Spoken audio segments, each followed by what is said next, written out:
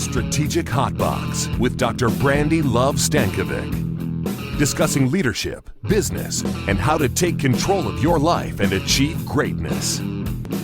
It's time to kick some ass. Hey, it's your girl, Dr. Brandi Stankovic, here on the Strategic Hotbox in year 5. Can you believe it? I'm also the Chief Strategy Officer at CU Solutions Group. And today, we're going to talk about a very important topic, and that is diversity, equity, and inclusion. And as you may know, I have dedicated my career to inclusion. From way back in the day in international strategies and helping organizations to translate educational modules into Spanish, to working with credit unions on how to accept the matricula consular as a form of education or a form of identification, to working with the World Council in Women in Leadership and the Global Women's Leadership Network, to even young professionals, and where are my young professionals at? All the way up to being a co-founder of CU Pride and LGBTQ+ network, of course, for credit unions, and being a white ally for Black Lives. I believe in helping people and organizations be the best version of themselves and making room for people in this industry. I am not afraid to stand up for what is right. And I'm not afraid to be your ally, even when it's not popular, even when that means I stand out, even when that means I'm uncomfortable, or I end up being the only white girl at the cookout, or the only cishet leading the gay network, or la gringa en la fiesta. Está bien. Because I am tired of discriminatory practices.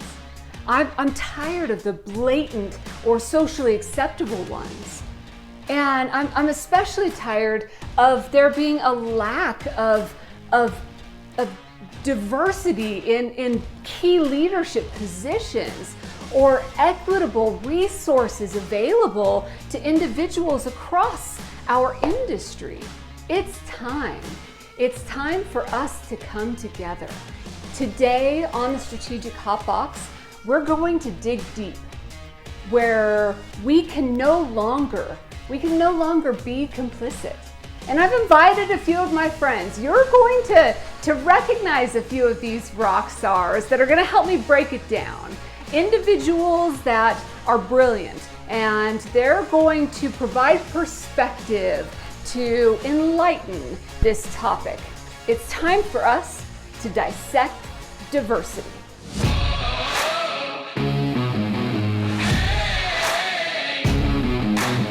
We just need to create an environment where we all feel like we belong. And I've always said that I want younger credit union employees to feel they can have a career in our movement, not just a job. But then there's also some trendy. DEI is a little trendy right now. We are going to move to a colored majority sooner than later. I think it's interesting you all say DEI. In school worlds, we have added J to the end of it for justice, because equity is a huge thing in schools these days. In my silence, I have been complicit in that system. I have been, in many ways, I haven't taken enough of the stand.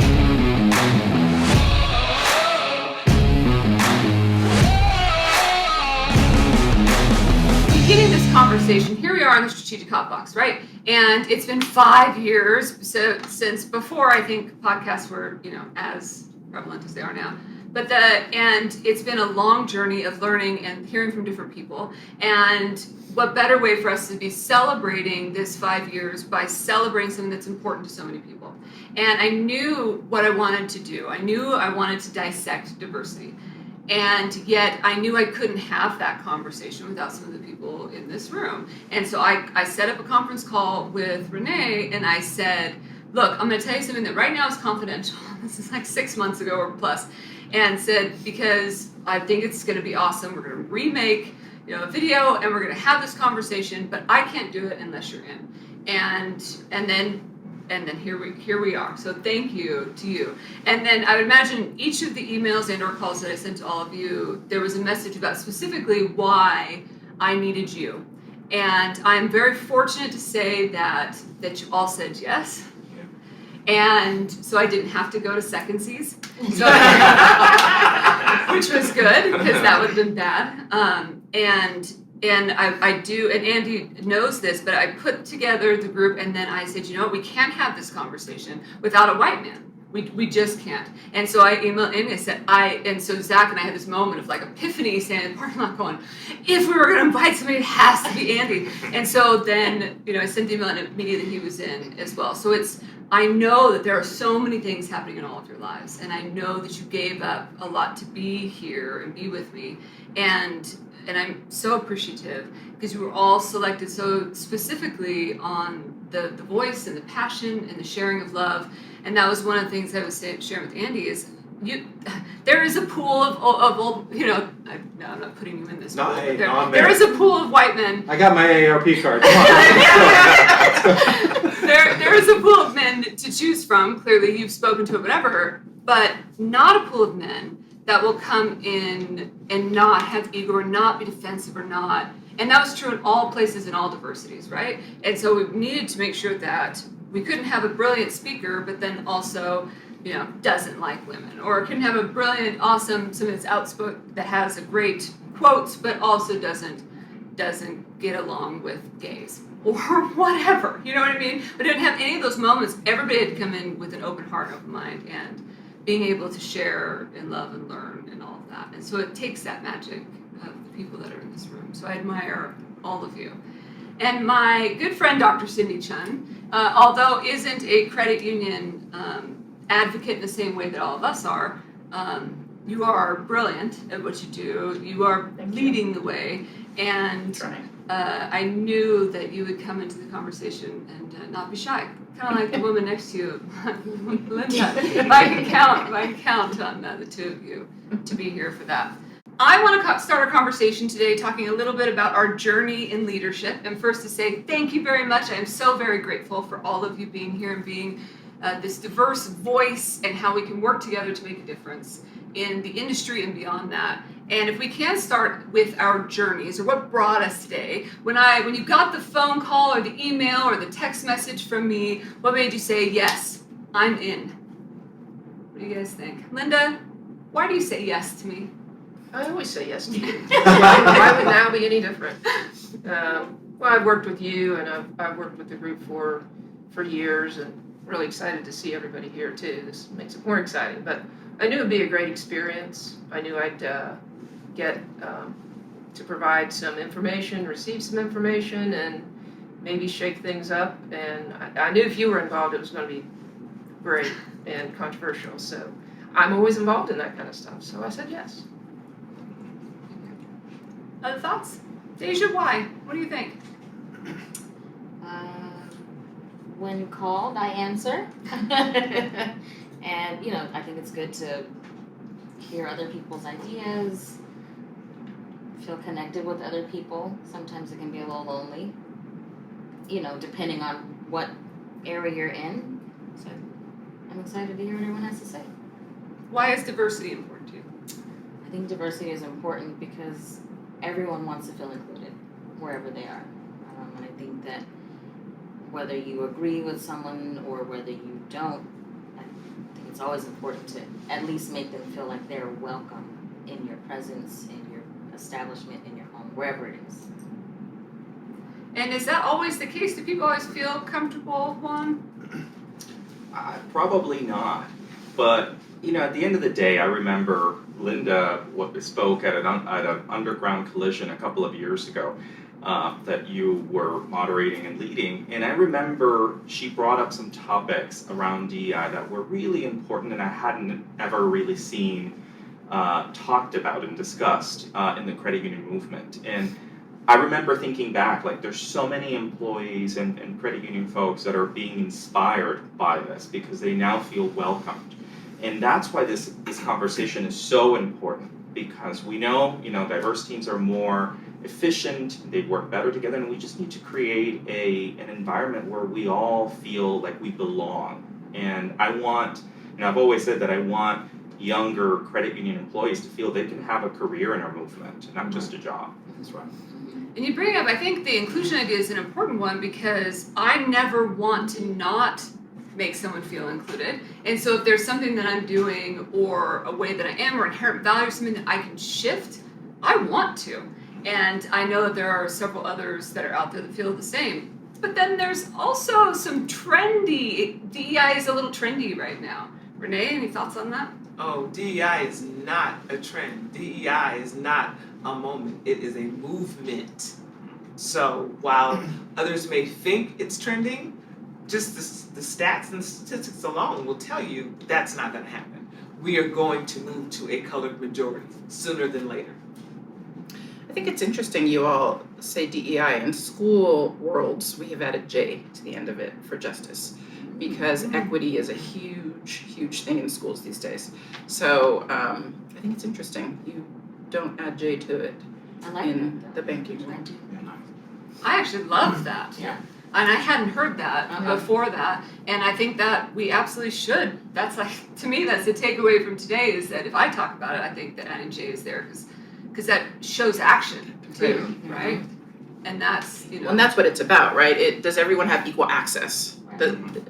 Even if they don't want to partake, but do they have the opportunity to partake if they wanted to? And that's not always the case. And Andy, what's your journey in this space? Why here, why now? Had you asked me this question 3 years ago, I would have said, what DEI problem? Because, you know, speaking as a middle-aged white man in America, I don't see that. I haven't had the same experiences with systemic racism, prejudice, you know, lack of opportunities than most other people have. Had you asked me even 2 years ago before I started wearing this pin, I would have said we are not a prejudiced nation. We are not a racist nation. But when my wife got breast cancer in August of 2019, between that and COVID, a lot of my heart got broken.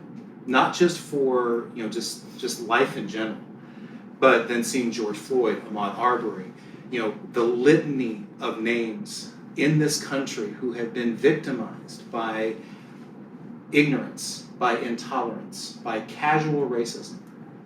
Seeing all of that broke me down, and it opened my eyes to the ways in which we marginalized Black, Indigenous people of color in this country at every step of the way, from access to financial services, access to health care. So in many ways, I'm trying to make up for lost time. Because in my silence, I have been complicit in that system. I have been, in many ways, I haven't taken enough of a stand. And my allyship up until a few years ago has been performative at best, to make myself sleep better at night. And this is, for me, a way to re-educate myself so I can hopefully set a good example to my family and to anybody else that I come in contact with. That's why I want to be here today. Thank you. And I think that you being open to share your thoughts and your vulnerabilities and imperfections even is inspiring, and I know there'll be lots of people that are listening, watching that want to follow in your footsteps in that way. And that's not easy for people to talk about, right? And it's in all cases. We're going to talk about all different types of things today, but is it easy to have this conversation? Sedric, what do you think? For me, the anticipation of the conversation was not whether it was going to be hard or easy. It was just the openness of wanting to learn from and see and hear the different perspectives. You know, I just hear my parents telling me that your gift will always make room for you. Well, this is an opportunity for my gift, which I believe is people. And this platform is going to allow me to listen, hear, take back, and be the youthful leader, which I feel like I am, to look for our future. Not just where we are now, but we have to develop some young people. And it's going to start there to begin to create that change. So hard, yes, sometimes with the conversation, but easy in my mind as to where I would like to see us go. Mm-hmm. And so it's interesting even hearing the two stories, and I know myself the same, that at some point in my career path, inclusion became intentional. But before then, it maybe was just a what I did and didn't realize it. And then at some point, I made the choice of no, I'm going to force my way around and force this conversation or force this amongst different communities. Is that the same for all of you? Was it always a calling, or at some point did you decide I could make a difference and speak to others? It's been an interesting road for me to watch this, because about 5-6 years ago, Harvard Business Review did an article called "How Unethical Are You?" and it was about implicit bias research and how our preferences influence the choices that we make. So when I was still this was a lot farther ago than that, so I have the publication date wrong, so maybe about 10-12 years ago now. I was still working for a credit union at the time as their VP of talent development. And so, inspired by that article, I did an exercise that I called Roundtable Truths, where I told the group, the workshop that I was in, I said, okay, you're walking into a room of a group of people that you've never met who are all seated around a round table. And I would show pictures on the frame, this round table, with like 8 different headshots of there, different white, black, young, old. And I would have them make 2 snap decisions. One of them was, who do you sit next to, because there's 3 empty chairs around the round table. And the second question was, who's the leader of the group? Mm-hmm. And I would ask the group, why did you choose what you chose? Who did you choose who to sit to? Or why did you choose where you sat? And who did you choose as the leader? Mm-hmm. You can probably guess who people chose. In rooms that I was in, which were vastly majority white, they chose the white older guy as the leader of the group. Mm-hmm. And I would ask them, why did you choose that? And the narratives that people came up with were fascinating. Well, he just sits there, he looks like that because of X, Y, and Z. Look at him, he's got a black mock turtleneck on, so that must mean he's a leader because he dresses like Steve Jobs. Mm-hmm. And people would make all of these narratives about these fictional people that they've never met. And I saw this wide range, this incredible trend, and I've done this exercise over countless times over the last 10, 12 years, that white groups will favor the white face. Mm-hmm. And that's about it, because when I speak in the credit union movement, I don't think I'm speaking at a school here, that the vast majority of faces in our industry look like mine. Mm-hmm. And that's where people's preferences would go. And so for many years, that was kind of an academic distinction. Oh, isn't that interesting? Isn't that curious? But then this happened, and everything changed. It's no longer academic for me. This is personal now. What's really interesting about that too is who you would sit next to, because that speaks to who we're comfortable around, right? And so I'd imagine that we would pick individuals would pick people that look and represent them in some way, right? We do that all in frontline service and et cetera, et cetera. But I was also, what came to mind in that is gender. Like I probably would never sit next to a man because that would be uncomfortable. So I would pick the woman, no matter the. So it's inherent. Where were you going? Do white people do the nod? I was just gonna bring that up. No, they don't. Sedric, tell them about the nod. Tell them about the nod. The nod is seeing a person that looks like you, and you're welcoming them to the party. Yeah, when you walk in Smith's So glad and to you see see another, you. how you doing? All right. You get the nod. So like I found you at the Yes. party. There is It's another. a silent code. It's a silent. And I'm I talking got about I you. don't got know you. her. I'm saying I don't know her. I don't know her, but You walk glad to in see and you. You walk in and how you doing, man? How you doing, sis? Mm-hmm. Right away. And sometimes there's no verbal. It's just a nod. It's just a And I nod. can remember growing up and watching my dad do it all the time. And and at some point I said, Dad, why do you say hi to them? Like you don't know them. Why did you? I don't know. That's my brother. That's we related somehow. Mhm. I got him. He got me. Yeah. Whatever it is, and it's almost like at this point now, we look for it for. And maybe I'm just speaking for me, some sense of protection. Oh no, you're Should speaking for us. Yes, Yeah. should something happen, sis, I got you. Yeah. Keep going. Absolutely. If I see you in the store and I see something cutting up, I got you. Yeah. I think different cultures have that because Hawaiians are the same. I don't have to know them, but I know if I ever got into trouble, I would have 1,000 people behind me. Yeah. But all that we're talking about is actually there's been a ton of research on it for years. Dr. Beverly Daniel Tatum from Harvard, she wrote a book, Why Do All the Black Boys Sit Together in the Cafeteria? It's the same phenomenon. We seek to be with people that look like us, that will make us feel comfortable, that will be like-minded even though we don't know them.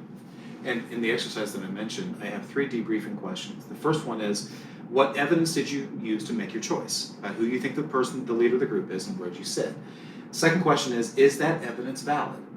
And the third question is, what opportunities did you miss as a result? The second question is the killer one, because if the validity of the evidence means that it's actually true, and it's not. They're making up information, but they're still choosing to stratify a group, categorize the world based on what they see outwardly, and then choose what kind of opportunities they're going to pursue. But in a choice of a seat, aren't their feelings valid? Right? I mean, the whole point is that if I go into it, sure, I'm judging, but that's human nature. Mm-hmm. But aren't my or the not, isn't that valid? Because it essentially is that human's feelings of comfort, security, protection. Their subjective experience about where they want to choose to sit, yes, is extremely valid. Their choice as to who they think who the leader is of the room, where the power resides, absolutely invalid, but that is the decision that they will defend the most. Mm-hmm. I love the missed opportunity question. Yeah, that's good too. My company, my training company, we used to do an exercise in that vein, right? So the exercise was a list of names and then a list of jobs, and you had to connect them. So for instance, Hubert, and then you had to say what race they were. So Hubert Hula Hoosman was a janitor so many times, but Hubert Hula Hoosman was a credit union president. Wow. So it was just amazing that, and then so when you do the debrief and you tell them who they are, they're like, what? So I just did this with local government in a diversity training 2 or 3 years ago when we were in person, and they were just like, oh my God, because they didn't know. Like, you make these assumptions. Well, why did you choose that? Why did you think that? And so, you know, like you said, they'll defend to the death that, well, it's because of, and you look at them like, really? Okay. It's funny you mentioned that. I mean, I just had a recent scenario where our alarms were triggered. I was in the building, but I was by myself, and somebody forgot that I was there. And so police came, and upon me opening the door, I kid you not, the officer said, you know, so it's after hours, are you cleaning? Wow. And Wow. I did not verbally. That's your organization? Well, the police officer that came to the building because the alarm was triggered. But you were at work. I was in my office. He's so I in come Mississippi. down. Yeah, Yes. right. And I'm But sure. still, I'm sure you were dressed well because you were at work. Was the police officer white? He was. Absolutely. So I did not respond verbally. I took out a business card that said Vice President. And he goes, oh. And I felt so much joy in that, Right. but so much hatred behind it because that's the first thing that he saw. The janitor or someone cleaning the building in decent clothes. You know, I'm like, I don't look like, but then what does a janitor look like? Right. Obviously with uniform, maybe whatever, but that's a recent experience, and it is Mississippi, and that is a real thing that I deal with. That is always why I wear the pearls. There you go. I refuse for you not to respect me. Yeah. I refuse. I have several pearls in this purse, pearls in that suitcase, pearls in my car, because you will get treated differently if you have on a set of pearls. Wow. You think that's a status thing, or It's is not it about a status thing. It's about you get it. Oh, you must be different. But how sad that we have to do that. Oh, it's all of it's sad. Yeah. All of it's sad. But that's why we're here. Yes. That's why we're here. Well, and it plays across all types of diversities as well, right? I mean, I tell young professionals that I work with, being a female in leadership around, when I go work with a new credit union, a new board of directors for strategic planning, I know I'm going to knock their socks off in planning. And then if we do a social event, dinner or something afterwards, that's fine. But I have now made the personal brand choice to never go to a board dinner prior to the session if I don't know the board. And the reason for that is so many times I'm judged in a way that's unfairly to what I'm going to bring in regards to value. And a recent one, I was at a planning session and I was sitting next to the CEO. Turns out we went to the same undergraduate college. wow, great, having a moment of reminiscing. I didn't realize that. When were you there? What was your major, et cetera? And in that moment, the board chair across the table of like 10 or 11 people yells out, did we hire her because she's cute or because she's worth it? And then everybody laughs. And now I'm having to go in the session tomorrow. Right. Underwater, right? So not like having to now get back to ground zero to then make up for that. And so I just chose right then, I'm never letting that personal brand, impact that.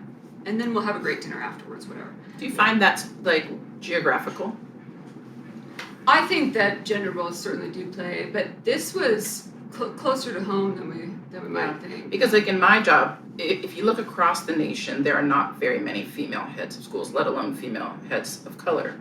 But the West Coast definitely has the most. Mm-hmm. So like we are not necessarily a minority on the West Coast, but definitely if I go to the middle or to the east. Can I ask a question? I want to unpack that. What would have happened in that moment if you would have said, "Excuse me," and if you would have, well, and I know, trust me, I know that's in like a million years that probably never would have happened because that's you might as well just go and rip up the contract right then and there. Right. But how? I don't know. I guess I'm frustrated. I'm aghast. Word of the day apparently. I'm sad that happened, and I really wish that we would have a culture where, or anybody else in that room would have had the temerity to stand up and say, "Seriously?" Know what I would have said? Of course you heard me because I'm cute, but I'm good too. I really would have. Yeah. It's a hard balance, because if it depending on the role that I'm playing for the organization, I think about those kinds of things. Like, am I here to be sassy and standing up for my injustice, or am I here to get them to their results? Right. And in that moment, I moved on from it and made the decision. I don't know if I'll grow into a place where I feel confident doing those things, or if I controlled what I could control to control the situation. But I also urge young women to think about those kinds of things and think about how they present themselves to the world and what that, because of those judgment things, that you were sharing. And focus, right? So this sounds really crazy, but I wear shapers all the time because as a trainer, my back is to the group. I don't want anybody checking out panty lines and being distracted. So there are things that you must do as a woman so that you can stay, as you say, above. And if you don't, your credibility is just out the window.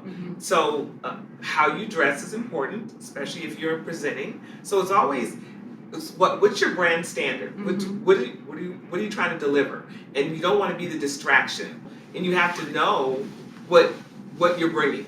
So you always know what the end result is going to be. You know you're going to deliver. You know it's going to be fabulous. They don't know that. Right. And so once they have it, you have the opportunity, as Andy said, then you have the opportunity to go back and say, that really wasn't something that a board chair should have said. Right. You are representing the group. You need to lead in a better way than that. So there will be the opportunity to have that conversation after it's all over, and you've delivered so phenomenally that they'll hear it. Sometimes people just can't hear it because of who and where they are. I am delighted to be one of the voices in this year's Strategic Hotbox. This is where real conversations address real challenges. Recently, we have been on a journey together to explore the meaning and the merits of diversity in our workplaces, credit unions, and communities. These conversations have led to important revelations. I hope you have felt engaged. The diversity topic is important for several reasons. First of all, this should be a natural conversation for credit unions. Our principles and core values advocate togetherness, equality, and community. This is a dialogue credit unions should welcome. Philosophy aside, diversity has a bottom line implication for all our organizations. To the untrained eye, financial services look like a fungible commodity. While pricing and branding may differ, our products function pretty much the same. One of the ways credit unions distinguish themselves is through the insistence that all members deserve an equal opportunity to participate in the governance of their cooperative. This is how we build strong members and memberships. Diversity is our strength. This is our secret weapon. In a crowded marketplace, a focus on diversity is another way we separate our values from other institutions. The biggest lesson I have learned on this journey is how much I do not know about diversity. I have learned much through open discussion with colleagues. The discussions our members share speak of painful experiences and missed chances for inclusion. I still have a lot to learn. My lessons will not come from textbooks or academic treatises. I am inspired the most from you. Your testimonies and insights make me a better human being. All colors should join the fight for equality. The rationale for this appeal is we are all interconnected. Therefore, by definition, if any of us suffer, we all bear an injury. Thought a different way, when anyone achieves success, we all share the benefits of their accomplishments. I hope your engagement here with the Strategic Hotbox will cause you to think and ponder how you can make a difference. We all need your engagement, because if you're thinking about my baby, it doesn't matter if you're black or white. Heyo! It's my favorite time, it's your favorite time. Here are our top 3 kick-ass. 3 things that you could start doing a little differently today. Number 1, add justice to DEI conversations. So diversity, equity, inclusion, and justice, because it infers actions that create a path for all humans. So diversity, equity, inclusion, and justice. Number 2, commit to the change. Recognize that DEI is not a moment, it's a movement. It's crucial for organizations and society to build awareness, education, and change. Commit to it, and commit to it being in your strategic plan even for the next 3 years. There, I said it, for the next 3 years, have it be a line item in your plan, a goal, an objective, a strategy, up to you, the next 3 years. Number 3, silence equals complicity. Find ways to stand up, speak out, fight the front lines for the voices of the individuals that need to be heard. Join an industry network today, right now. Get out there and do it. Go! That's your top 3 kick-ass. Coming up on Dissecting Diversity. I'm the only Hawaiian you will ever meet who is allergic to coconut and does not like pineapple. Wow. Yeah. Really? Yeah. I love mango though. We're not talking code word gay right now.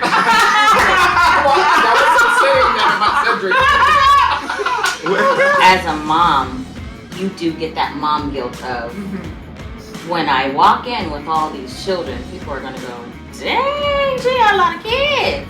And I stood in that place where Dr. King had said his speech. And y'all, I'm talking about tears are flowing because I never saw myself standing in that spot. Never. I like the word of cookie. I would say cookie instead of cookie. And trying to change the pronunciation in my head of like, why am I, why are they making fun of it? How can I change? And then I felt like I was betraying myself and my culture. Until I see you again, get out there and kick some ass.